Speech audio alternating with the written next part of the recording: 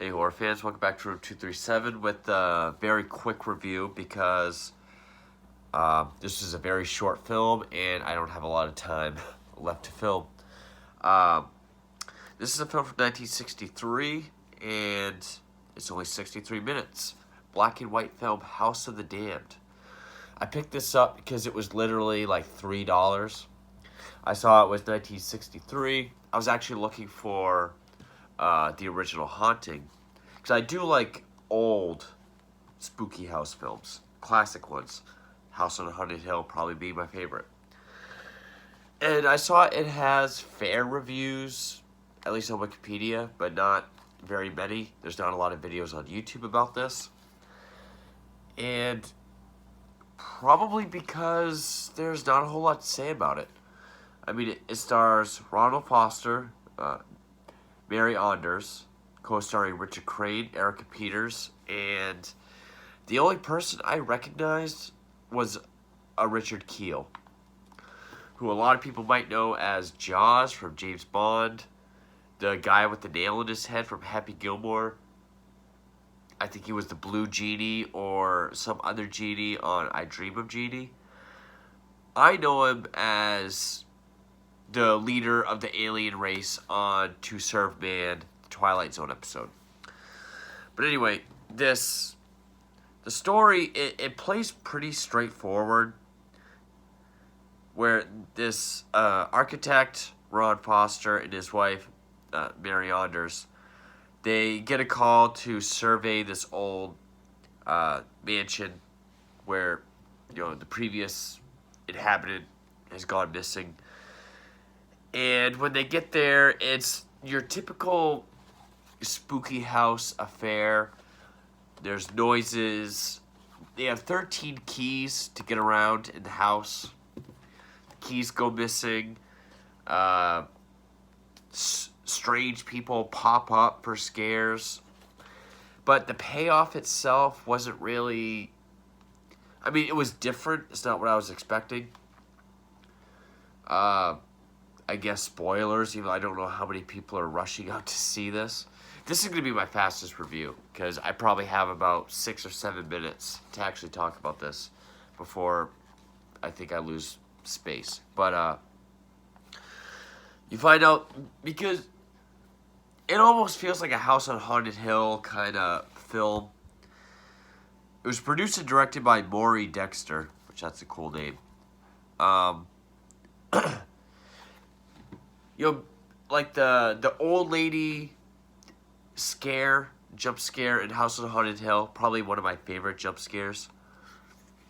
Unlike the ones you see in today's films. Is all these weird looking people, mostly by Richard Kiel, this giant. So you're kind of thinking, oh, there's these monsters, there's these weird looking ghosts, whatever they are. You find out, essentially, it was a freak show. And I was actually trying to upload my last video and kind of answering comments.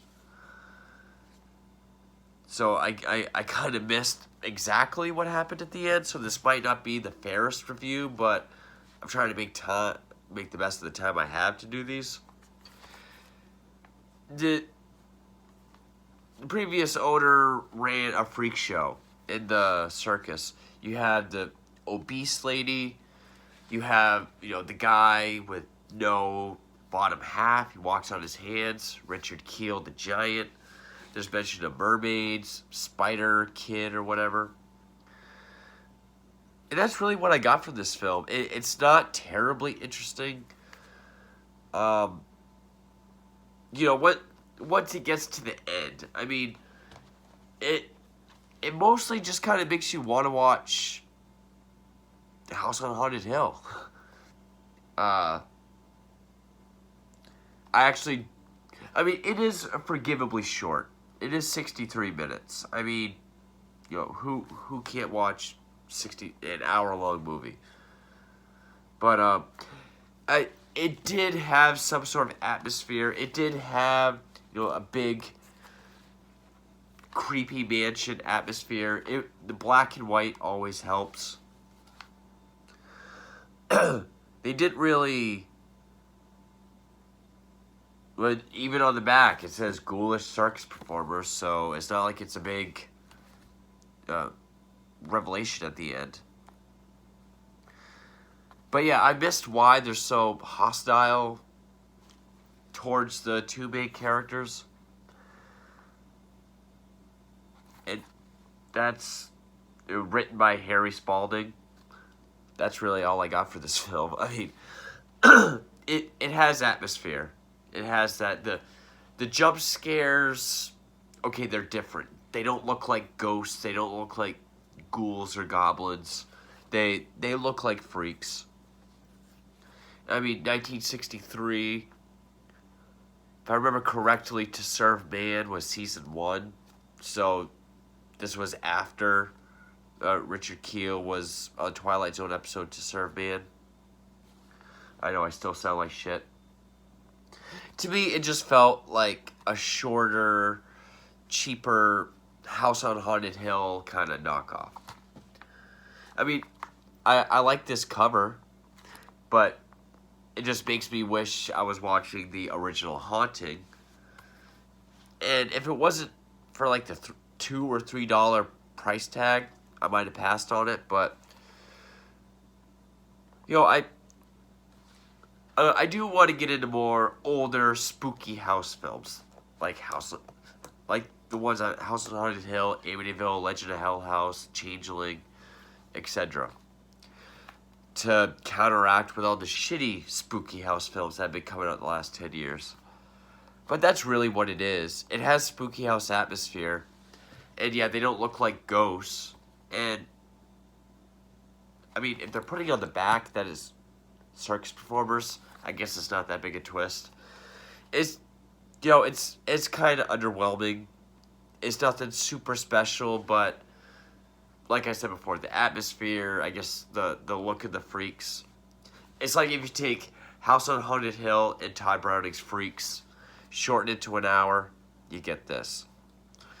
So yeah, very short review, not much to it. Again, it's only 63 minutes.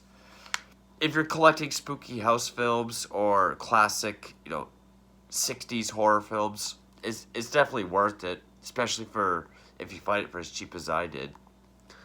But that's really it. That's 1963's House of the Damned. Thank you for watching.